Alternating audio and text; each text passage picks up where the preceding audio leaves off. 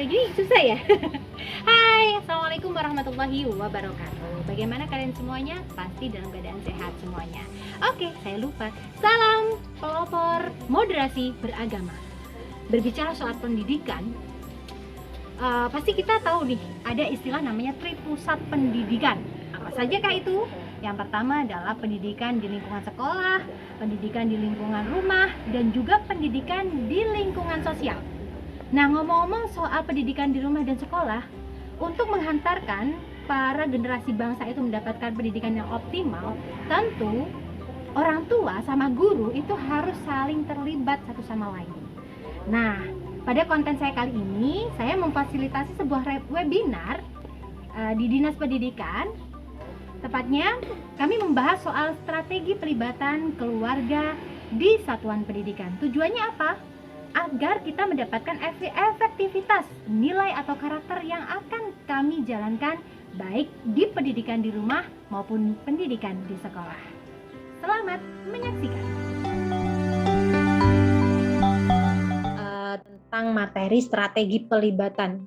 Kalau ngomong soal pelibatan, saya yakin kita dari dulu sudah berusaha melibatkan dan bahkan terlibat dengan wali murid atau sebaliknya wali murid dengan sekolah. Kita tahu ya, mungkin Bapak Ibu di sini adalah guru, tapi saya yakin Bapak Ibu di sini semua juga wali murid, bukan? Jadi kebayang jadi guru dan jadi wali murid itu adalah peran ganda yang kadang kita di sini, kadang kita di sana. Saya pun juga guru Bapak Ibu. Jadi pada saat saya menjadi guru, kadang saya juga dihadapkan pada peran menjadi wali murid. Jadi bisa melihat dari berbagai sisi sih kelebihannya itu. Kalau kita guru dan juga wali murid. Tapi beda kalau memang wali murid yang tidak menjadi guru, itu pasti akan menantang sih. Oke. Untuk materi ini yang pertama adalah, Bapak Ibu nanti bisa diakses ya modulnya di sekolah.mu. Yang pertama kita akan bahas soal salah kaprah pelibatan keluarga. Nah, salah kaprah itu adalah sesuatu yang sudah umum, katanya, biasanya, itu yang sering kita dengar, tetapi sebenarnya itu belum tentu tepat. Itu namanya salah kaprah. Nah, atau miskonsepsi ya. Salah kaprahnya itu banyak Bapak Ibu. Kalau kita ngomongin soal pelibatan, salah kaprahnya juga lumayan banyak sih. Salah satunya adalah salah kaprah yang pertama, keluarga banyak yang tidak paham pendidikan dan ingin melepaskan tanggung jawab ke sekolah. Nah, ini nih yang biasanya salah kaprah ini dimiliki oleh guru, tapi tidak semua ya. Jadi anggapan-anggapan ini itu rawan terjadi kepada pendidik.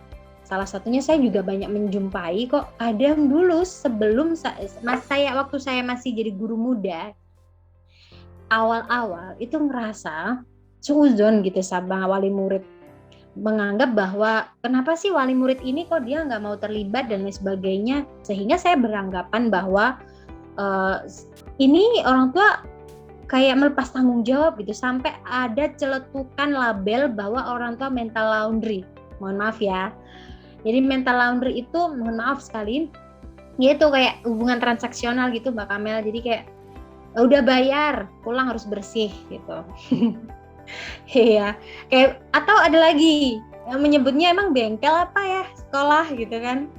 Dimasukin dalam keadaan anaknya nakal, kalau di sini nggak bisa dipindahin ke sana lagi, kalau nggak bisa dipindahin ke sekolah ini lagi, lalu sekolah ini menerima dengan ini pindahan dari sana gara-gara nakal dan lain sebagainya. Tuh kan, itu sangat menyedihkan kan Bapak Ibu. Jadi ini salah kaprah bahwa keluarga banyak yang tidak paham pendidikan dan ingin melepaskan tanggung jawab ke sekolah. Sebenarnya yang terjadi Bapak Ibu, mereka itu bukan melepas tanggung jawab ya. Right. Oke, sebentar Bapak Ibu.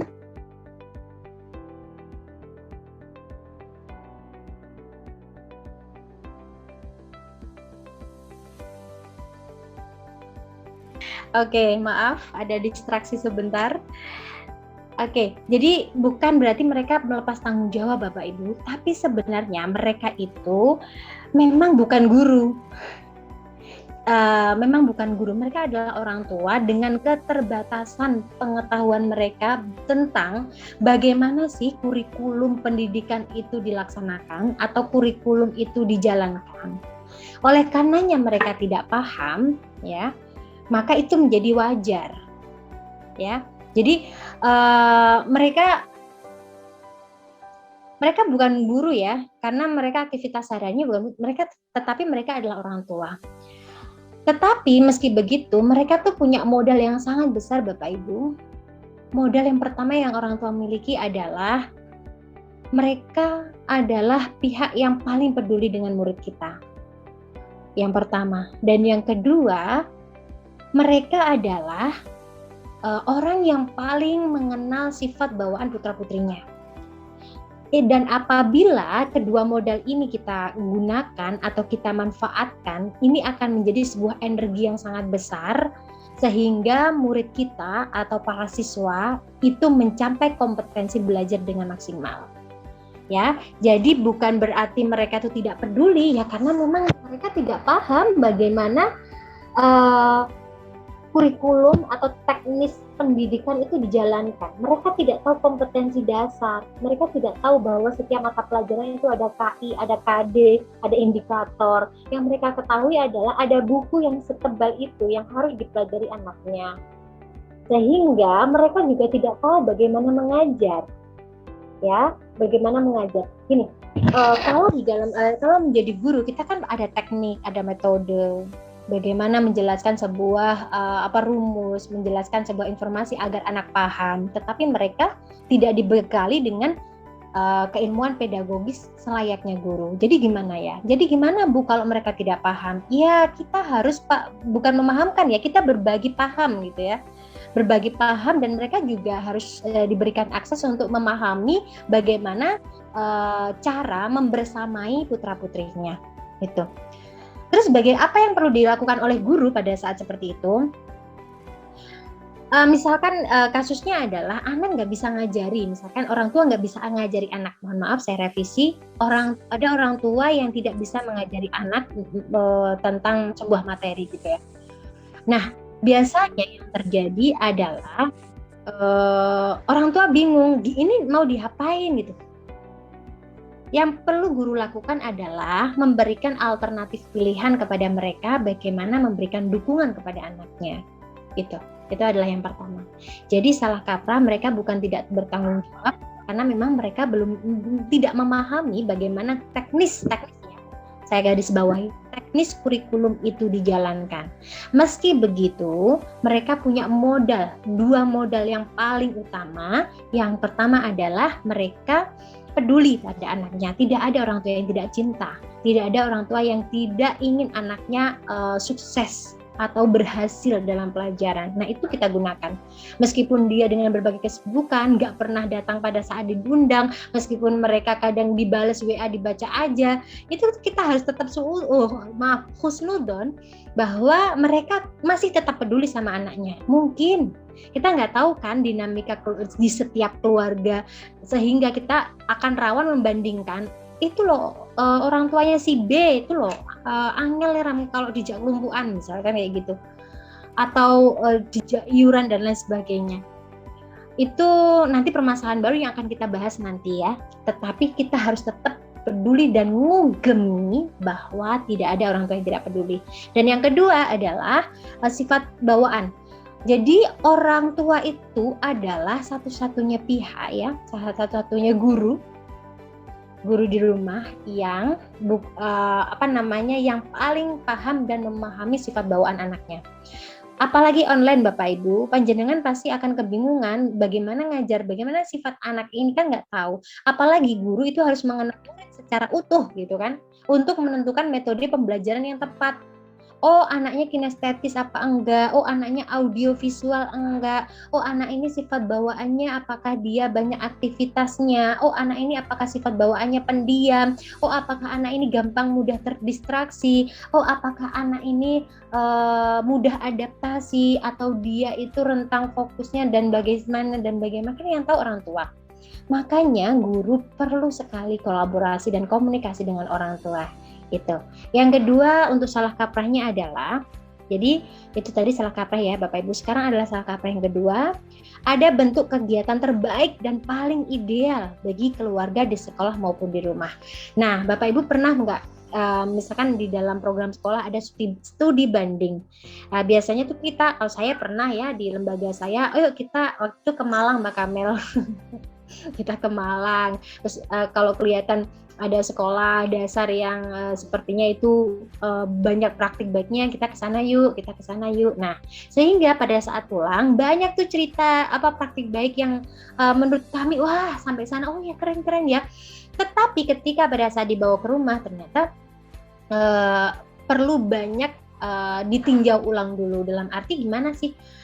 Boleh kita studi banding, boleh kita mengambil sebuah praktik baik dari lembaga lain, tetapi bukan itu saja, bukan itu satu-satunya cara yang paling ideal dalam pelibatan. Jadi yang paling ideal adalah bukan memaksakan sebuah praktik baik, tetapi yang disesuaikan dengan situasi kondisi dari sekolah, dari para siswa dan juga orang tua. Ya, jadi tidak ada yang paling ideal ini, soalnya ini pernah dipraktekkan di sekolah itu loh dan itu efektif gitu. Kemudian pakai cara ini aja karena di sekolah udah mempraktekkan dan ini terbukti efektif gitu. Itu bukan berarti ideal Bapak Ibu. Yang paling ideal itu yang sudah disesuaikan. Oke, nggak apa-apa kita adopsi ini, tapi harus disesuaikan dong dengan wali murid kita. Misalkan Bapak Ibu pernah studi banding ya, sekolah kita di kabupaten, di desa. Kemudian kita studi banding ke kota ya, misalkan di kota kita banyak sekali kayak praktik baik gitu ya. Kemudian kita bawa ke lembaga kita, itu harus benar-benar kita sesuaikan dulu Bapak Ibu. Secara kan di kota lingkungan geografis dan sosiologisnya sudah berbeda ya dengan lingkungan yang ada di sekolah kita. Tentu nanti penerapannya juga akan menantang kalau plek kita gunakan atau kita pakai begitu saja tanpa kita sesuaikan terlebih dahulu. Oke, yang selanjutnya adalah salah kaprah yang ketiga. Keterlibatan keluarga berarti keterlibatan hanya kedua orang tua tanpa melibatkan unsur lain dalam keluarga. Ini juga salah kaprah Bapak Ibu, bahkan ini saya alami dulu waktu awal-awal jadi guru gitu ya. Saya merasa dan menganggap bahwa yang namanya orang tua itu ya ayah ibu, sehingga ketika murid saya itu ayah ibunya meninggal atau dia jadi TKW, saya tuh tetap menyalahkan orang tua bahwa harusnya pulang dong, gitu kan. Harusnya dia pulang, kan ini demi anaknya. Padahal saya nggak tahu dinamika dalam tantangan hidup murid saya. Mungkin mereka, para orang tua yang jadi TKW itu bukan berarti mereka tidak cinta, justru mereka meyakini bahwa itu adalah salah satu bentuk cinta mereka, kita kan nggak tahu, ya kan? Sehingga saya pada saat itu masih miskonsepsi nih Mbak Kamel, bahwa menganggap ini yang terbaik adalah mereka pulang deh. Padahal kita nggak tahu keadaan mereka ekonominya kayak apa, mungkin dengan jadi TKW itu salah satu pilihan yang berat juga buat mereka. Jadi pada saat itu saya miskonsepsi nih, padahal si anak itu kan ikut bude sama Pak Puhnya. Harusnya yang dinamakan orang tua adalah pengasuh yang paling dekat dengan siswa tersebut.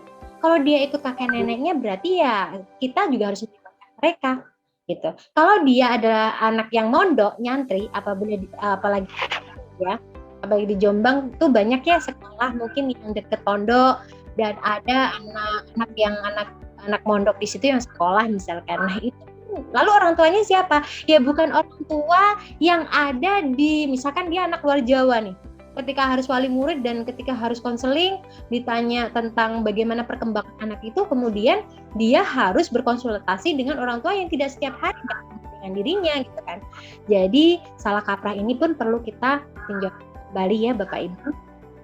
Baik, kenapa kita perlu melibatkan banyak keluarga besar gitu ya, atau misalkan tugas tidak hanya dengan orang tua inti gitu, tapi dengan keluarga besar, karena kita perlu memberikan role model kepada anak-anak kita bahwa yang namanya keluarga itu pun juga banyak bisa menjadi sumber belajar, entah itu keluarga inti ataupun keluarga besar.